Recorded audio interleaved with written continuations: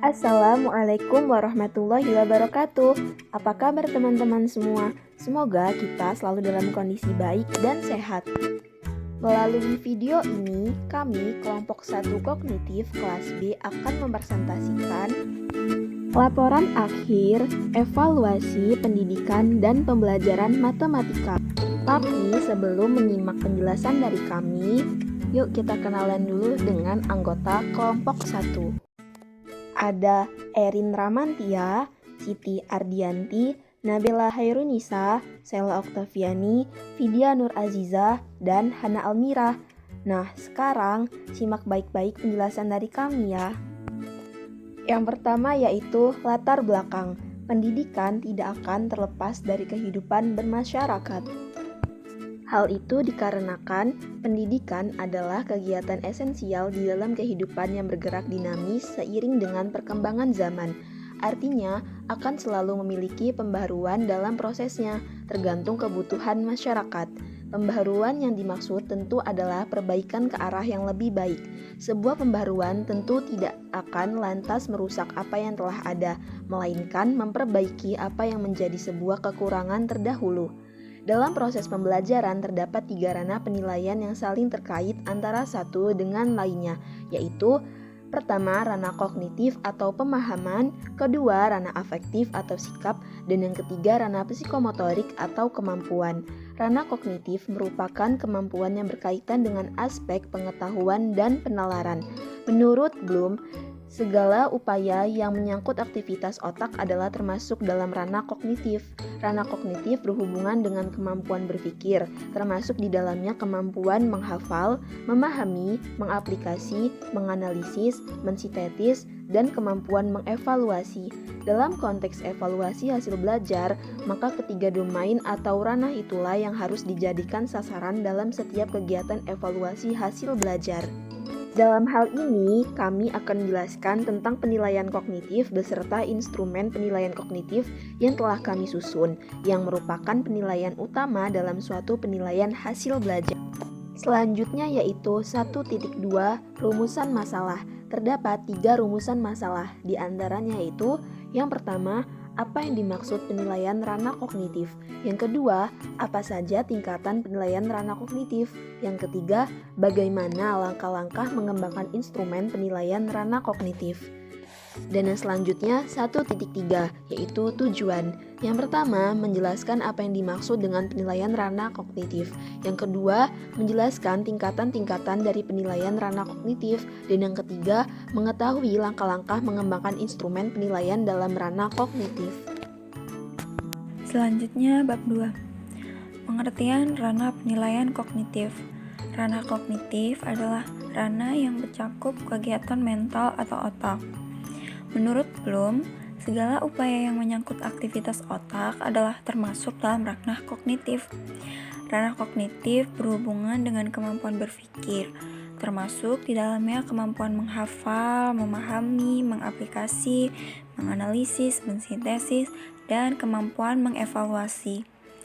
Dalam ranah kognitif itu terdapat 6 aspek atau jenjang proses berpikir, mulai dari jenjang terendah sampai dengan yang paling tinggi.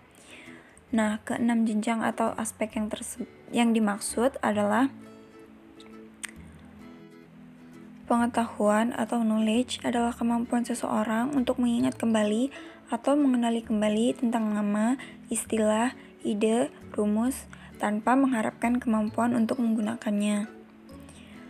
Pemahaman atau comprehension adalah kemampuan seseorang untuk mengerti atau memahami sesuatu setelah sesuatu itu diingat atau diketahui. Yang ketiga, penerapan atau application adalah kesanggupan seseorang untuk menerapkan atau menggunakan ide-ide umum, tata cara, metode, prinsip, rumus, teori dalam situasi yang baru dan konkret. Yang keempat, analisis adalah kemampuan seseorang untuk merinci atau menguraikan suatu bahan atau keadaan menurut bagian yang lebih kecil dan mampu memahami hubungan di antara bagian atau faktor yang satu dengan faktor yang lain. Yang kelima, sintesis adalah kemampuan berpikir yang merupakan kebalikan dari proses berpikir analisis. Yang terakhir, penilaian atau evaluation adalah kemampuan Yang keenam, penilaian atau evaluation adalah jenjang berpikir paling tinggi dalam ranah kognitif dalam taksonomi Bloom. Selanjutnya, teknik dan instrumen ranah kognitif. Tujuan aspek kognitif berorientasi pada kemampuan berpikir yang mencangkup kemampuan intelektual yang lebih sederhana, yaitu mengingat sampai pada kemampuan memecahkan masalah yang menuntut siswa untuk menghubungkan dan menggabungkan beberapa ide yang dipelajari untuk memecahkan masalah tersebut. Bentuk tes kognitif diantaranya ada 4, yaitu pilihan ganda, tes uraian singkat, tes menjodohkan, dan tes uraian. Teknik non-tes untuk evaluasi hasil belajar kognitif. Ada beberapa teknik non-tes yang dapat digunakan untuk mengevaluasi hasil belajar kognitif. Yang pertama, portofolio. Yang kedua, penilaian proyek atau penugasan. Yang ketiga, penilaian produk. Teknik non-tes ini sifatnya untuk melengkapi teknik tes. Cakupan pengukuran dalam ranah penilaian kognitif. Cakupan yang diukur dalam ranah kognitif ada 6 tingkatan dari C1 sampai C6. Yang pertama mengingat, yang kedua memahami, yang ketiga mengaplikasikan, yang keempat menganalisis, yang kelima mengevaluasi, dan yang keenam mencipta. Selanjutnya bab 3, pembahasan. Untuk pengembangan instrumen yang pertama yaitu guru mitra. Nah, dalam melaksanakan uji coba dalam mengembangkan instrumen, kami dibantu oleh Bapak Wahib Nurmansyah SPD selaku guru di SMP Negeri 1 Atap 1 Ketapang. Sedangkan lokasi dan kelas uji cobanya yaitu kelas 7 SMP Negeri 1 Atap 1 Ketapang. Dan materi yang kami ajukan yaitu materi bentuk aljabar. Sedangkan kisi-kisi penilaian soal, yang pertama yaitu langkah-langkah pengembangan kisi-kisi. Yang pertama kita menentukan KD yang akan diukur, kemudian memilih materi yang esensial, lalu merumuskan indikator yang mengacu pada KD dengan menentukan materi dan level kognitifnya. Nah, untuk kisi-kisi penilaian soal ini terdiri dari pilihan ganda dan esai yang memiliki level kognitif berbeda-beda. Nah, yang terakhir yaitu membuat instrumen penilaian. Nah, soal yang akan diajukan itu berupa soal pilihan ganda dengan menggunakan Google Form. Pada bagian analisis data, tentunya kita akan melakukan uji coba terlebih dahulu, di mana uji coba ini terdiri dari absensi, uji coba butir soal, uji validitas, uji reliabilitas, uji daya beda, dan uji tingkat kesukaran. Pada bagian absensi, bisa kita lihat bahwa 24 siswa kelas 7 keterangannya hadir. Selanjutnya yaitu uji coba butir soal.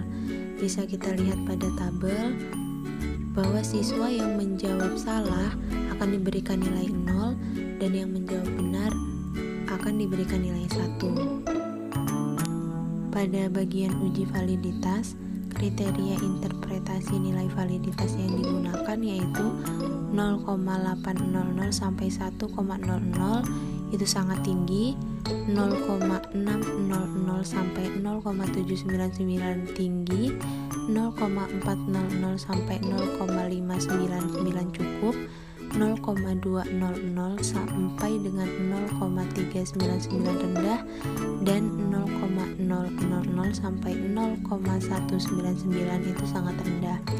Berdasarkan hasil dari uji coba yang sudah kami lakukan, pada soal 1 kesimpulannya valid, soal 2 tidak valid, soal 3 valid, soal 4 valid, 5 valid, dan soal ke-6 sampai dengan soal ke-10 tidak valid. Selanjutnya yaitu uji reliabilitas.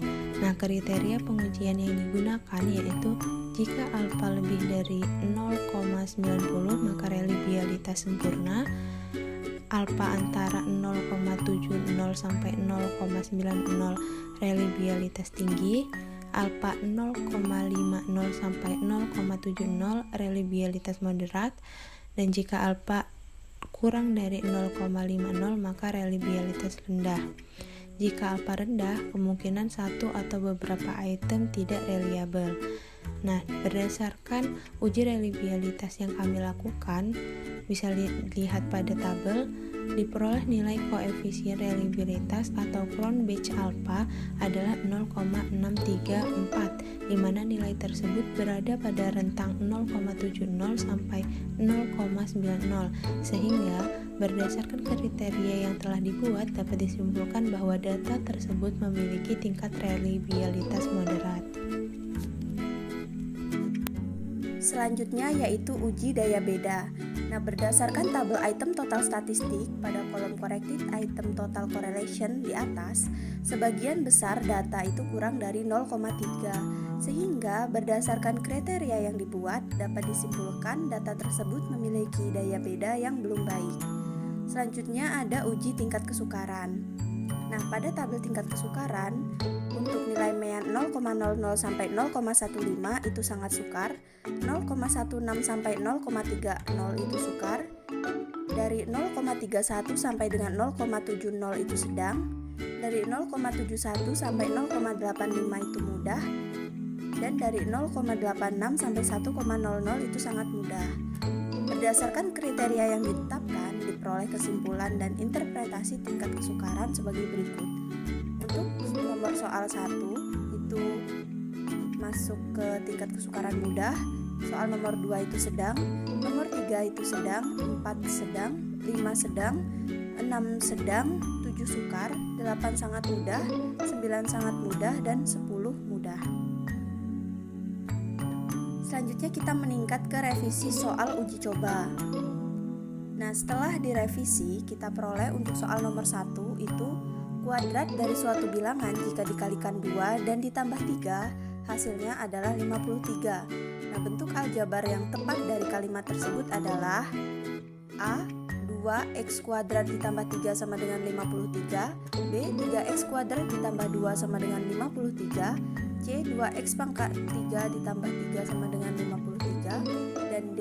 3x pangkat 3 ditambah 2 sama dengan 53. Dari pilihan tersebut jawabannya adalah A, yaitu 2x kuadrat ditambah 3 sama dengan 53. Untuk soal nomor 2, persamaan 5y kuadrat dikurang 7y ditambah 4 sama dengan negatif 3. Nah, koefisien variabel kuadrat dan konstantanya berturut-turut adalah, nah berdasarkan 4 opsi tersebut jawabannya yang benar yaitu B, 5 dan 7. Kemudian nomor 3, bentuk sederhana dari 8x ditambah 7y ditambah 4xy ditambah 2x ditambah 6xy adalah dari opsi A, B, C, D.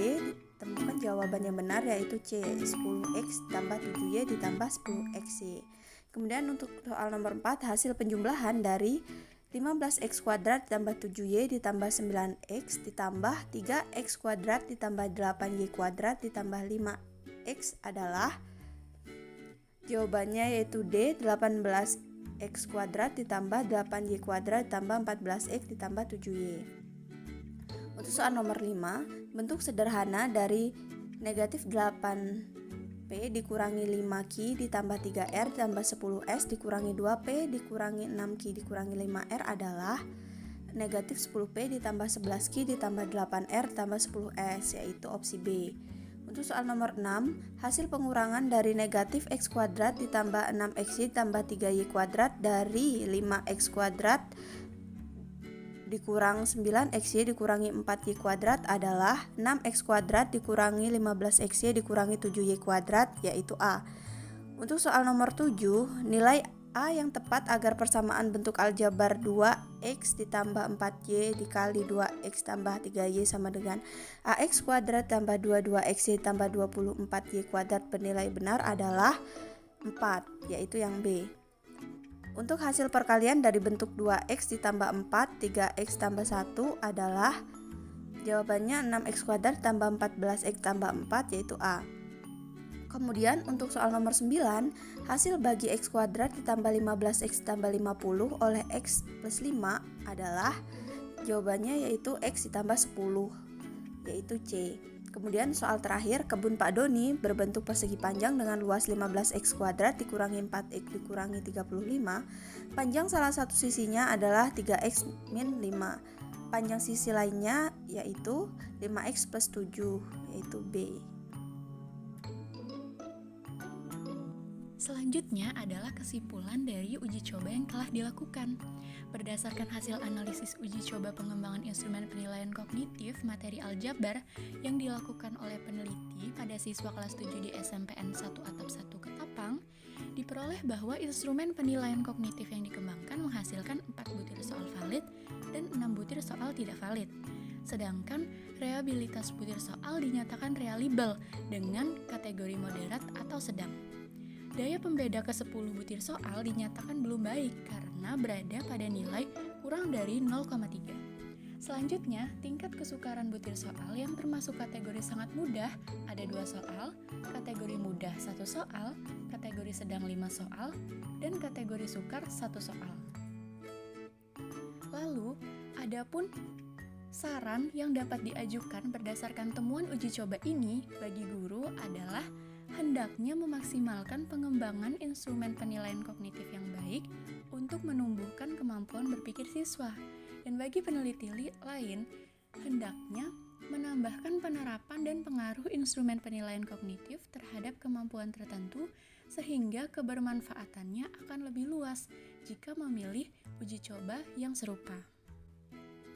Nah, itu tadi presentasi hasil uji coba pengembangan instrumen penilaian kognitif yang dilakukan oleh kami, kelompok 1. Semoga bermanfaat. Terima kasih. Sekian dari kami. Wassalamualaikum warahmatullahi wabarakatuh.